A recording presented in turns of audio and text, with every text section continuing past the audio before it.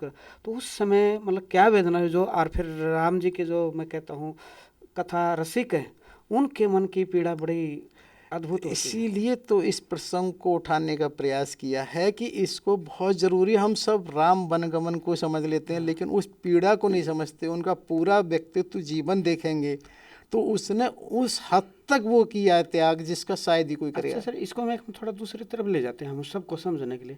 ये समय का चक्कर नहीं देखिएगा, एक तरफ जहाँ हम संसारिक दृष्टि से देखते हैं वो लीला को भूल जाते हैं कि कहाँ के कई माँ सख्त हो गई थी, एकदम से कठोर पत्थर हो गई थी कि नहीं मुझे अपने भरत को ही करना है, राम को वनवास एकदम से त्याग दिया, मतलब संसारिक दृष्टि। आज वही के कई माँ आतुर हैं, मतलब भूल जाए कि हम वो भगवान की लीला है एक संसारिक। तो ये सब समय का चक्कर नहीं है, समय के चक्कर क्या आज वो किसी की ना सुन रही, ना किसी का कहने का इंतजार कर रही। एक बहुत महत्वपूर्ण है इसमें, हाँ, वो वाकई में रानी है।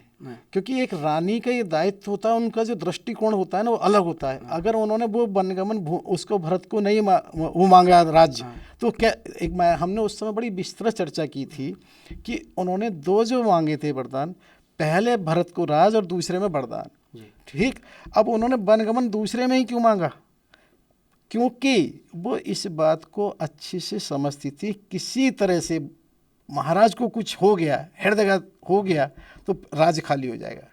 पहले क्योंकि महाराज को भरत को राज्य देने में का तालमेल देखिए, मतलब उनकी दृष्टिकोण, क्योंकि एक चीज़ बहुत महत्वपूर्ण है, वो बाकी राजनीति उनके पास हर चीज़ से दृष्टिकोण था।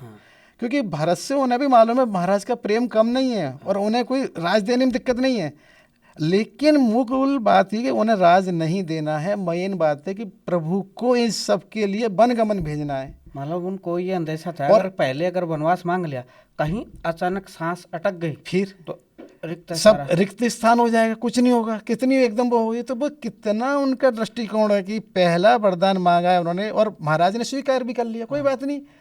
लेकिन उन्होंने जब भी उसका वो किया तो दूसरे वरदान, और मूल बात है पहला तो मांगा इसलिए था कि दूसरा पूरा करना है, और बिना वनगमन के कैसे ही कुछ नहीं हो सकता। ये भगवान ने भी आगे स्वीकार किया कि माता तुम्हारी वजह से ही राम को यश मिला, और वास्तव में राम बन गए तो राम बन गए। मतलब मैं किसी से सुन रहा था कि कैकेयी माँ राम जी को भगवान बनाना चाहती थी, मतलब इसलिए ये वनवास दिलाया, नहीं तो खाली राजा बन के रह जाते, राजकुमार रह जाते ना। भाई जैसे पीढ़ी दर पीढ़ी वहाँ से चले आ रहे थे ऐसे वो हो जाते। भाई वो जन जन के नायक वो कहाँ, और ये हमने पहले भी बहुत चर्चा की थी कि केवल एक दिन की घटना नहीं है। जब वो गुरुकुल गए थे तब भी उन्होंने बाकायदा उनको कैसे कैसे उन्होंने, और पहले भी जब वो उनसे प्रसंगवश करते थे, समय अधिक से अधिक माता के साथ बिताते थे, उनकी पूछते थे आपने कैसे कैसे नूह का कैसे युद्ध किया, सब सुनते थे, आप कैसे जननायक बनी। तो वो सब चीज़ें यहाँ इतनी महत्वपूर्ण हैं, और उसी तरह से उन्होंने पूरा जीवन उनका किया। ये तो सिर्फ उनका एक तरह से एक्सपेरिमेंट था, परीक्षण था। वनगमन के बाद अब उन्होंने अब तक क्या सीखा है, उसको कैसे क्रियान्वयन करना है। अब इसको एक बात हम बार बार कह रहे हैं कि यदि एक मिनट के लिए मान लो वनगमन नहीं होता तो क्या रह जाता, कहीं कुछ बचेगा? तो होता क्या है, ये चीज़ इसलिए महत्वपूर्ण है कि वास्तव में एक एक चीज़ का, और ये हमने क्यों कहा है कि हम अपने आपके और किसी के जीवन में ले लें, कहीं भी कुछ भी कभी भी अचानक नहीं घटता। जो कुछ होता है उसका अतीत और भविष्य संबंध होता है, और इसलिए सारे शकुन और अपशकुनों पे हमने बहुत बार चर्चा की है, स्वप्न में चर्चा की कि जो व्यवस्था स्वतः चल रही है उसको हमें समझना है। अगर इधर क्या होता है कि जब इस तरह की चर्चा चल रही होती है तो हम साथ साथ अब ये बताना ज़रूर चाहेंगे कि महल के बाहर क्या होता है। महर्षि वशिष्ठ जो उस एक तरह से जो मंत्री सुमंत्र जी हैं वो उनसे एक प्रसंग ये करते हैं भाई तुम्हें बाहर की सजावट का ध्यान देना चाहिए। सर इसमें मतलब में हमारा भाव तो यह था कि आज प्रभु श्री राम और भरत का मिलाप हो जाए, लेकिन समय की कहते हैं ना अपने एक किसी के हाथ में नहीं होता। तो इसको हम अगली प्रसंग में इस प्रसंग को सुनना चाहेंगे आपके।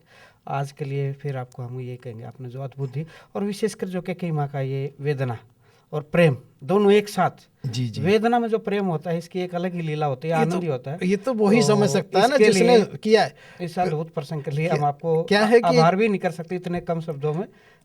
बस मैं साथ में जरूर कहूँगा कि प्रेम एक ऐसी चीज़ है उसको शब्दों से नहीं समझा सकता। प्रेम ही वही है कि जो है ना, प्रेम जाने वो जिसने प्रेम किया हो, और राम को केवल प्रेम प्यारा और कुछ नहीं चाहिए, राम केवल प्रेम प्यारा जान। ठीक है सर, अगली कड़ी में इस चर्चा को आगे बढ़ाना चाहेंगे। तब तक के लिए जय सिया राम। जय सिया राम। सभी श्रोताओं दर्शकों का भी कोटि कोटि आभार। होने वाली गलतियों के लिए क्षमा। जय सिया राम।